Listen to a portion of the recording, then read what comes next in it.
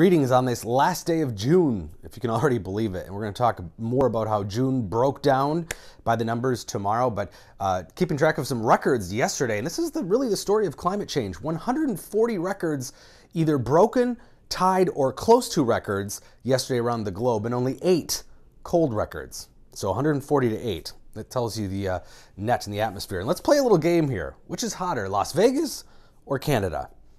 I think you'll be shocked, but if you follow me, you already know the answer. Yeah, the all-time record high in Vegas, 117 degrees. Canada broke it yesterday. They broke it actually twice, 118, and then the temperature kept going up to 121 degrees. That's 1 degree away from tying Phoenix's all-time record, and only 13 degrees away from the record in Death Valley. So 49.6 degrees, again, that's 121 Fahrenheit in Lytton, British Columbia, so the southern part of British Columbia. Just insane heat. And these are the only places in the US in red dots that have higher record temperatures than Lytton, British Columbia. So Phoenix, as we mentioned, by 1 degree, and a few other desert spots.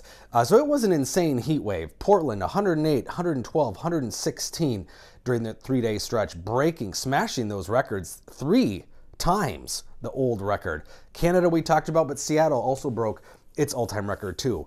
Very rare to be above 100 degrees in Seattle, but they did it 3 times. And of course, no surprise, a lot of places are dry, especially in the west, but also, of course, here in the central part of the continent, we are seeing some fires, a couple of new ones here in the far western reaches of Ontario. And this is creating some smoke that is going to be wafting our way later today and into tomorrow. Already we're seeing it in parts of northern Minnesota. So again, a couple of fires being detected by satellite here, and you got to look in the very western part of the screen here.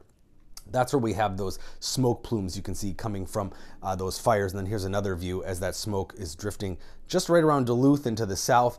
And then another view, we'll look here in southern Minnesota, and you can see the smoke starting to show up to our north too. So this is a model, computer model, showing where that smoke heads. Of course, it thins out a bit, but we will probably have some smoky skies here by later today, and then kind of wandering around the area tomorrow as our mid and upper level winds, or lower and mid level winds, excuse me, are from the north, coming from that direction. The heat is moving our direction, as we've been talking about, but it spreads out. So kind of like a bicycle tire pump, you compress it, it heats up, you let it expand, it cools somewhat. It's still going to be hot. We're talking about a string of 90s here, but it won't be 100+ degrees like what they had in the northwest. So Friday temperatures already close to 90, into the 90s off to the west. Saturday, we're into the low 90s, at least here in the Twin Cities. Look at the 90s spreading all the way up into northern Minnesota too, in western Minnesota. Sunday, even hotter for some spots. It looks like we'll have some high clouds around, might cost us a couple degrees, but still we're talking 90s for the 4th of July. And it's going to be sunny, dry weather. I mean, you want that for the holiday weekend, I guess, but we do need the rain.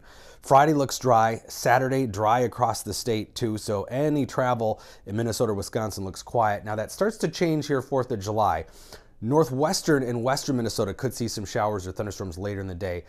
Hopefully it won't hamper fireworks, but here in the eastern part of the state and into Wisconsin, we stay dry, but that chance moves east Monday. So the day after the 4th, we do have the chance of some storms, and not a lot of humidity. Kind of been the norm here for June. Normally we get hot weather in a normal summer, and it's humid. We haven't had much of that, of course. We haven't had a lot of rain either, and you need that humidity. But by Monday, it does get humid. Dew points will be near 70, ahead of cooler, drier air, and that's when we have our storm chance. But otherwise, Saturday, Sunday, dew points low 60s, ever so slightly sticky, but not oppressive. But it is going to be hot either way. 90 Friday, into the 90s, Saturday, Sunday, and Monday. So yeah, we're talking about a 3, possibly 4-day stretch of 90s here as we head into July. So July is trying to pick up right where June was.